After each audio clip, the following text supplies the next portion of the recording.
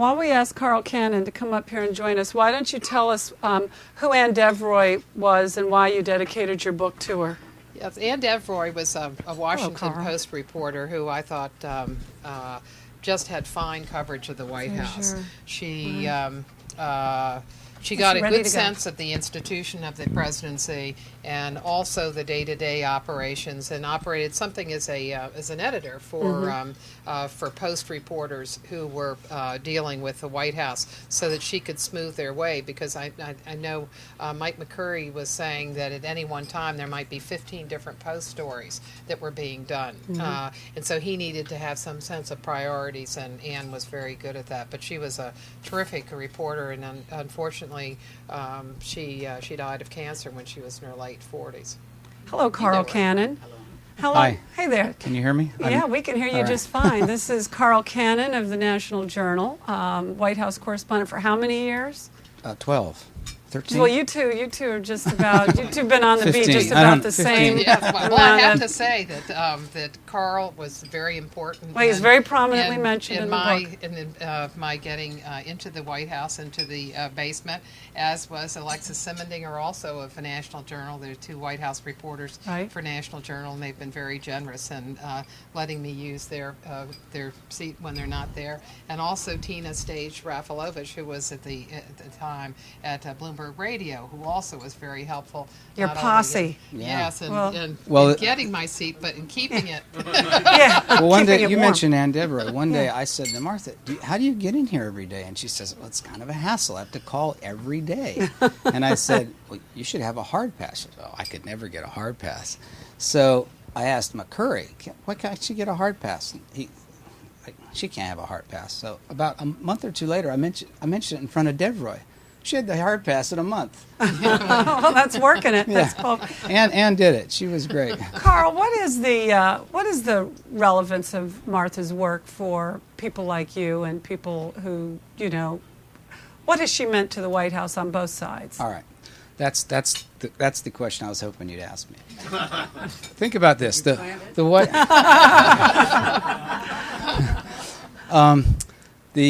The White House works this way because of the Presidential Record Act. Every 4 years or 8 years, when the president goes out, every single person who works there leaves, and every piece of paper leaves. It's the law. Every computer is denuded of its information. The phone lines there's a couple of them kept open, but for a brief time you can't make calls in. Think about, if any of you are in business, if a corporation worked this way. And this is the federal government. This is the heart and head of the federal government, and it stops. And all institutional memory by law is wiped out of the place, except for one brief corner, and that's the White House press briefing room. Our stuff stays. And so you'd think that the institutional memory of that place would be the reporters. Yep. But it isn't.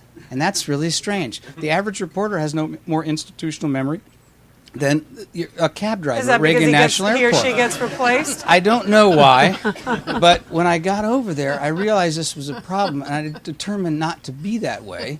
And it dawned on me that if you're covering a president, you're covering the presidency. You're covering the 40 or 41 or 42 people, or in Martha's case, the 35 who preceded that president. And the presidents and their aides have more institutional, appreciate this more than the press. And so as this dawned on me, I was there, I looked around, and there, right in front of me, literally, was the person who's the walking institutional memory of the place. Not just the presidents that she's covered, not just the presidents that she's reported, that she's seen, but all of the presidents and their communications back into the 18th, certainly in the 19th century. And so Martha was this. If you conjured up a person like those old movies where you rub a genie, there she was right there. How did you two use each other? Well, I was slow to realize this. She was standing right there, but I asked her a question one day, and she knew the answer. I said, "May I quote you?" And she said, "Yes."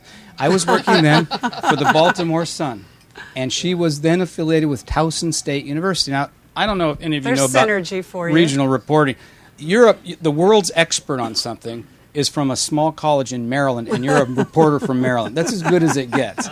And I would introduce her in our paper in very modest phrases, I would say Martha Joynt Kumar, who knows more about presidential communications than any person right. alive, and they would print those things. And then you liked seeing it in print, right? And then by and by, other reporters saw this, including Deborah, and they began quoting her. And I thought for a while she was my personal resource, and that turned out to not be the case. Let me ask, from both of your perspectives, how has scandal shaped the way the modern communications wing of the White House works, or doesn't work? Well, because you've had some doozies in your scandals have really been something that's interested people. Back to the 19th century, when Grover Cleveland was running for office.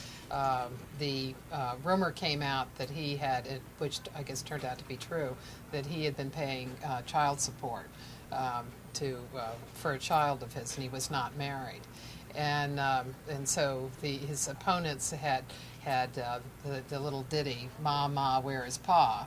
And gone to the White House, ha ha ha. Right, that's what his supporters said. So when he got married, and he was in, I don't know, he'd say in his mid-50s, and he married his ward, who was in her early 20s. There was a huge number of reporters that was following him. So I think people have always liked the personal aspect, and scandal where they can find it. People like to read about it, particularly if they're ones that they're easy to understand and are not some arcane financial ones, but ones like Monica Lewinsky was pretty easy to understand. But see, Monica Lewinsky Carl, let me ask you this: Did Monica Lewinsky take the communications office and run it off the rails, or did it kick it into gear and make it more effective? Well, let me answer the question this way. What Martha's talking about, these presidential scandals, sex scandals, let's call them what they are. Well, they're the ones that they seem to get the most interest. Not Washington and not John Adams, but pretty much everyone since then, it seems like, or at least every other one since then. But what changed things over there, I think, and not just in communications, but in the way they viewed the press and in the way the press viewed the job, was the Nixon administration. Because what happened after that wasn't the sex scandal. Nixon never stepped out on Pat. What he tried to do was subvert the Constitution of the United States. That's a different kind of scandal. And the result that came of it was this special prosecutor law. And so suddenly, that changed everything. And so suddenly there are people who want to tell you aside, and you mentioned this Joseph Wilson case. They want to pull you aside and steer you, but if there's a special prosecutor, they could go to jail. They could have lawyers. Careers could be over. And it's made the communications very guarded whenever scandal is the problem. And we weren't supposed to have that law anymore, but you had Fitzgerald was a de facto special prosecutor, and the same thing happened that always happens. And I think one of the things that that White Houses have discovered is that the way to respond in a scandal is to gather all the information together and put it out at one time. And by just kind of dripping it out. Well, they certainly have learned it, and they learned it in the Clinton administration. On Whitewater, they did not do that, and the scandal just kicked along. But they did that on the fundraising scandal. One of the things they did is they moved it out of the White House briefing room, and so McCurry in his briefings would say, for questions about fundraising, go to the lawyers who are working on it in the counsel's office. So they wouldn't have people coming to the briefing room talking about their scandals with the White House logo behind them. So they separated it out, and they were successful in doing that. But they also took all the documents they have and put them together and do document drops, and where they would put the documents out in the Indian Treaty Room, and maybe have 500 pages and say to reporters, "Okay, here it is. Have at it. Good luck."